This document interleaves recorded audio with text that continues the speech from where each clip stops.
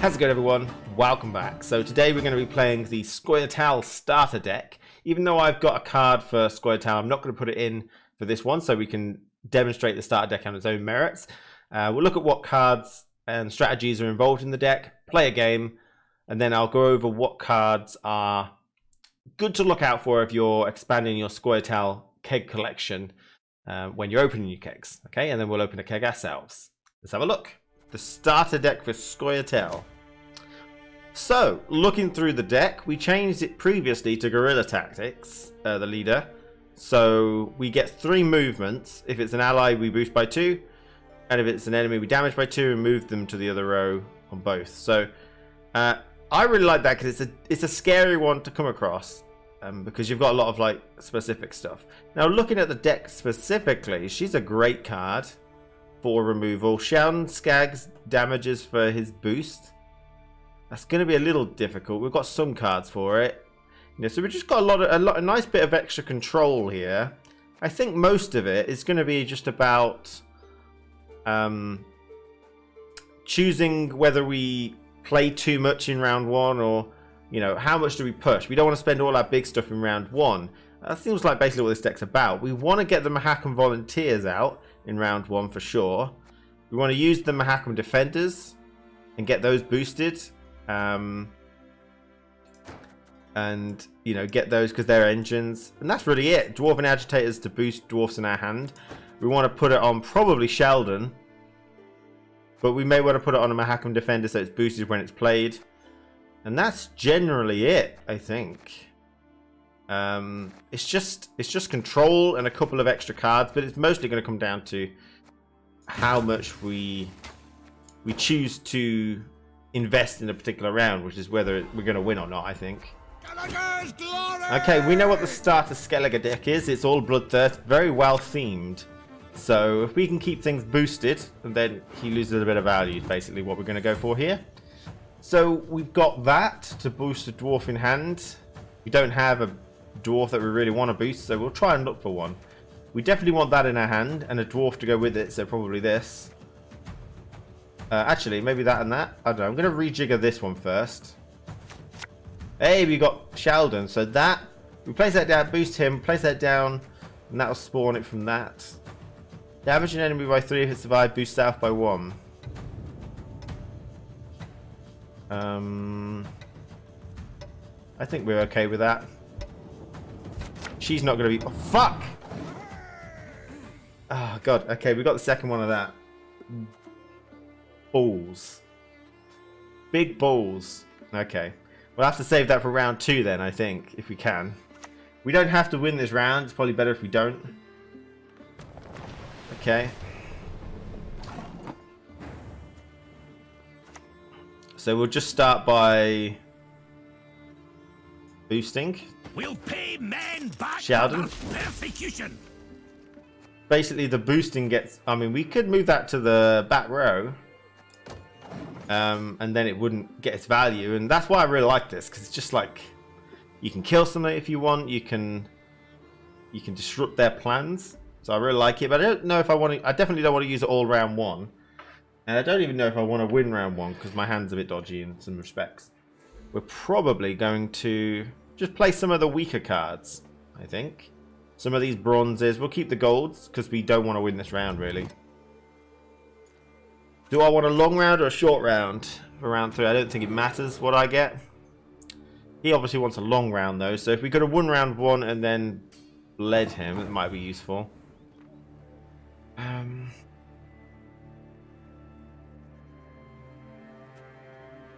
If I put that down, we'll see what he does. So that's a trap.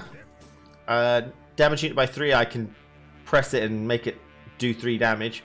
Or if he plays a unit, they get damaged by 5 automatically. I believe they get to do any sort of deployability first, though. Lock a unit. You can't lock that. Okay. A plague. We're still quite far behind, though. I guess we can play that dwarf. Never had your kneecaps broken. Make sure it stays alive. So we're looking for passing soon. I don't really want to go too far into this round because he's quite far ahead. And will protect us. he's still got a 5 there as well, so I think we're okay. Down to 7 so we can draw some other cards. We'll get rid of that thing as well. We're looking for a dwarf so this guy can actually get his value. And it looks like we are going to the final round. He hasn't used his leader once, which is unusual for me. But yeah, like I said, I mean, we've got some really nice cards. And buff value is doubled on him, basically. He does 2 buff and then he gets extra damage from it. So it's just... There's a dwarf, that's good. Damage a unit and move it. Move a unit. I think the movement on its own, because that thing had armor, so we don't want to do that. Get rid of that. Get rid of that. Okay, that's a good dwarf. Need to boost it though, somehow. I don't know how I would go around doing that. She boosts a unit. Yeah, that's true. I didn't get rid of that fucking dwarf. We might have to, we might have to, you know, we might have to get rid of this. This might be one that doesn't go on a video.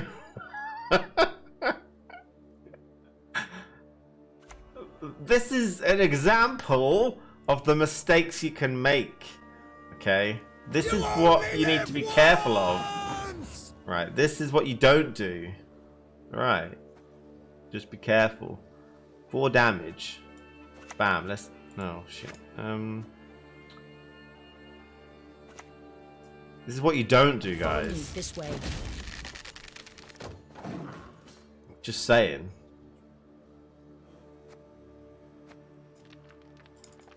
He's still not using his leader.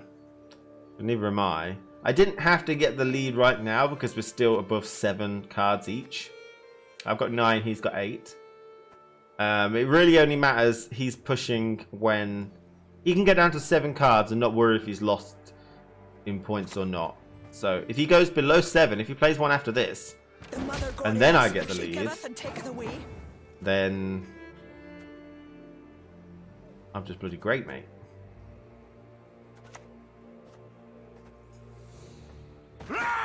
So if he plays another card, then we're about to get card advantage. Okay. He should pass here, absolutely. He doesn't look like he's going to. Oh, hi. I text you. Okay, so now, basically, he's going to lose card advantage if I can stay above him now. Because he's below 7, he's on 6 or less. And why that happens is because if he's ahead and he passes, I have to play a card. Because I'm ahead, if he passes, I don't have to play that card, so that's the card that I get in card advantage. And because we only draw 3 cards, because he's below that now, we're not both going to get 10 at the end. Is that confusing or not? Move an enemy unit to the other row. We're going to do that. So that goes to the melee and doesn't hurt me. We'll keep our leader because that's 6 points carryover for now. Anyway, we want to kind of get this guy. We might spend 1 point on him. I don't know how good this guy's going to be, you know. He knows you brick, so he's going to bleed me, you reckon? I mean, because I've bricked these, this is... I mean, this might be a good video. Yamcha can help me out. But these are bricks, basically. They're just 3-point cards because they've got no... The ability doesn't work because I've got both of them. If you suspect someone's got a brick in their hand like I have, if you push them round 2, you're more likely to win the game 2-0. Because they've got useless shitty cards in their hand. Like this. Right. He's going to have a hard time doing it because I think I've got some pretty decent cards too. But if he, you know, that's an element you need to take into account. If you think they've really severely bricked in their hand with bad cards that have no value, you can push them and try and get that win. We haven't got many bad cards to play, so I'm going to do this. And it only gets boosted if it's boosted. I'll do the 1. I use one leader so that it starts going up. Play Bergia. I do think Bergia might be too much. Bergia, this is Pavko Gale. It's after a developer, Pavel Bergia. So one of the other elements is this guy is an engine. So the longer you hold on to him, the less value he's going to get. But the earlier you play him, you risk him just passing, and then you've wasted a really powerful card. So you kind of have to weigh up whether you want to get the value out of him or not. Right. I think we will. Because even if you get into a short round next turn, next round, We'll get that it won't. fixed in no time, I promise. It won't be much value if you've only got 3 cards each. So that only goes up when it's boosted. I could use 2 charges and add 4 to it so it becomes boosted at 5. But I do think that's not really worth it. He's doing a good job with his Bloodthirst now. Which is why I think that he is pushing forever here. Which is why I played him. Pretty worried. Boost south by the amount of damage unit. Boost south by 1 for each damage unit. Holy smeg. Okay. I think 5. So this is the point where I really need to keep ahead of him to make him lose that card advantage. So he does 1 damage. So oh, we got Geralt. But if I play Geralt, or he does 2 damage now. But if I play Geralt, he only does 1. Do I need to play Geralt? 5, 6, 7, 8. That's enough. So I can play her and keep Geralt for later. This is a great example of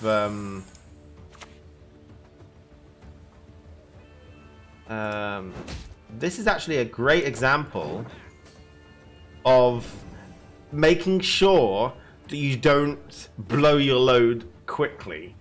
I know that's weird, but that's like what it is. I've got this cool card here which I know is going to get value, and I'm making him play cards, and I'm weakening him. You know, I've got 2 crappy cards and he's pushing me quite heavily, but Bloodthirst 3 boosts south by, and actually holding on to it was worth it. Holy smeg. Okay, we'll do the 2 damage to him first. We'll hit that guy. Bam. This melee damage for the amount. He's 8 and he damages by 2. So I think that's worth playing and then still holding on to that.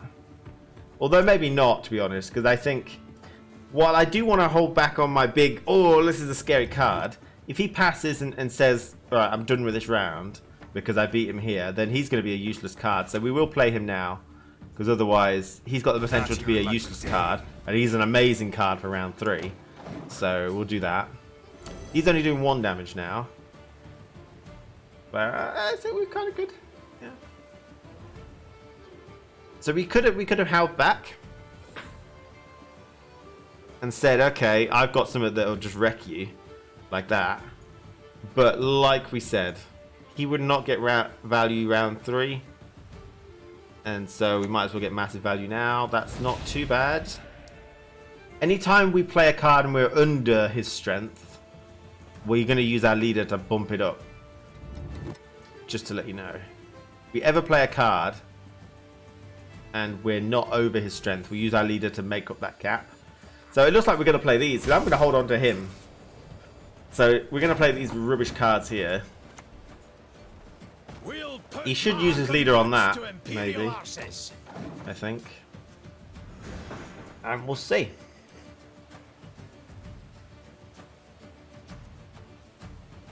So this game's... Oh, did I not use that card? Didn't use the 1 damage. Didn't use the 1 damage. Okay. This is how beginners play, guys. Alright, how much damage you doing here? 5. We're alright. We got this. Can dwarves fight? The fish pissing lakes. I mean...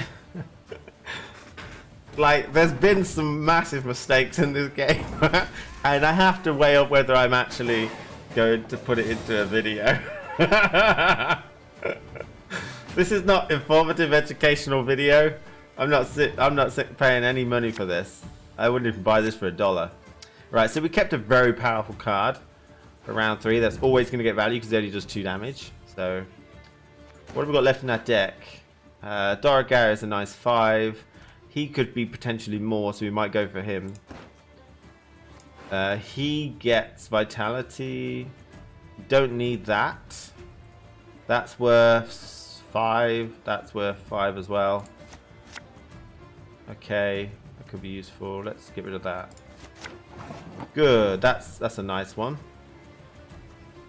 Probably worth playing that straight away then. And we'll boost it so it gets continual boostage.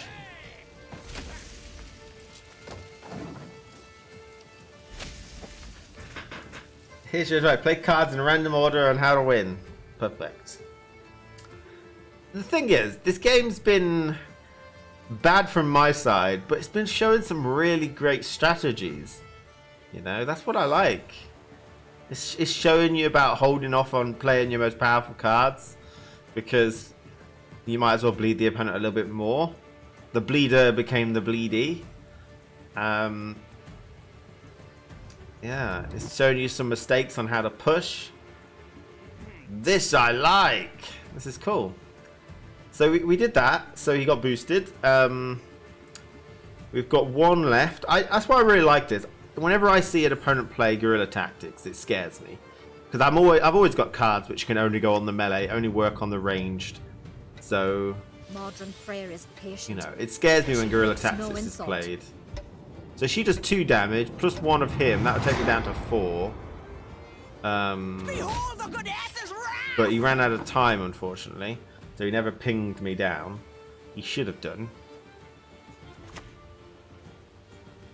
I've got to use that roughly now-ish, because it's got vitality, so it's going to take 2 turns. So that's a really good thing to look out for as well when you're playing your cards.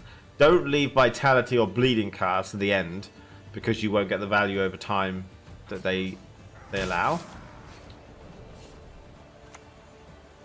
Okay, he can use that straight away because it's got Zeal. I'll send that down to 4 so it no longer boosts. That needs to be on the range to hit, but I could lock that. We'll lock that, and then we'll use that to keep it boosted, so it boosts itself.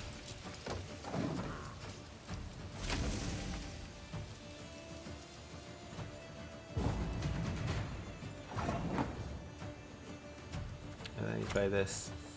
Yeah, look at that value. That's good value. Alright. Is that a good example of the Scoia'tael deck? I hope you enjoyed that. I think it'd be a good video to learn from mistakes, yeah? I think I was just focused on other things that I forgot to rejigger those dwarfs. And it was good and informative to like I said, how you can push someone if you believe they've got a bad hand. You can kind of gauge whether they've got a bad hand based on sometimes what they're playing. If they're in round 2 and they play something very inefficiently, like what happened to me in a different game, then you kind of know they don't want to commit to that round. Whereas if you're round 2 and you don't know if you're going to be pushed or not, and they play some massively big, powerful combo as their first card, then you can kind of see, okay, they're going to push me. So it's really nice to see that. Okay, for the Scoia'tael card that you should look out for, the Great Oak. Everyone has the Great Oak. It's an amazing card. That is probably the #1 card you should go for, right? Is it still as powerful as it used to be? It reads exactly the same, so basically you just stack up in a row and place this down, and it does a massive amount of value. So it's an amazing card. You see that? Nab it straight away if you like Scoia'tael. There's a particular deck that uses Water of Broccolon, and so this is the only requirement. You'd have to change your leader card to be able to play a special card twice. Like you play it and then play a special card from your graveyard. But this will give you really nice fast tempo in round 3. So If you see Waters of Broccolon, you can go for that. She's pretty damn good.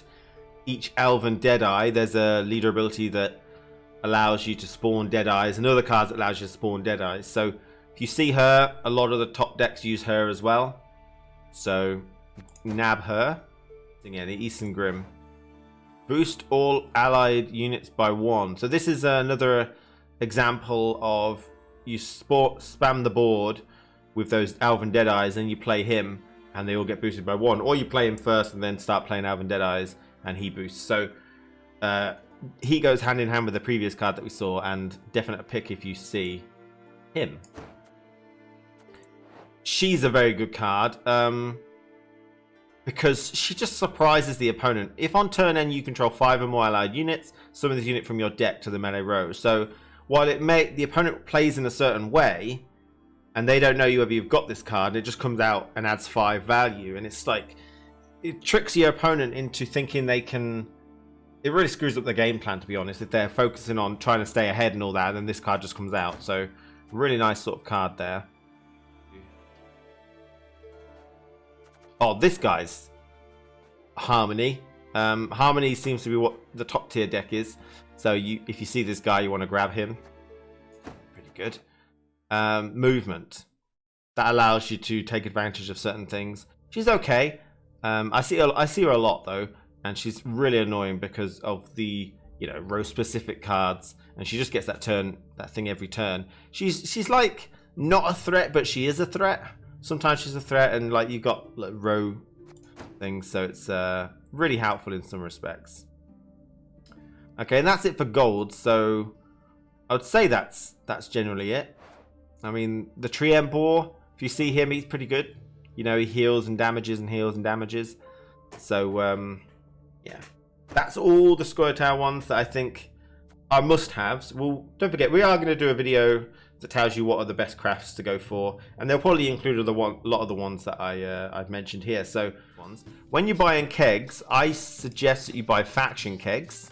Okay, the base ones, most of the base bronzes we don't really care about. Base golds we do, but I think they're so rare and you probably won't get the one you want. It's probably better to craft them if they're that valuable.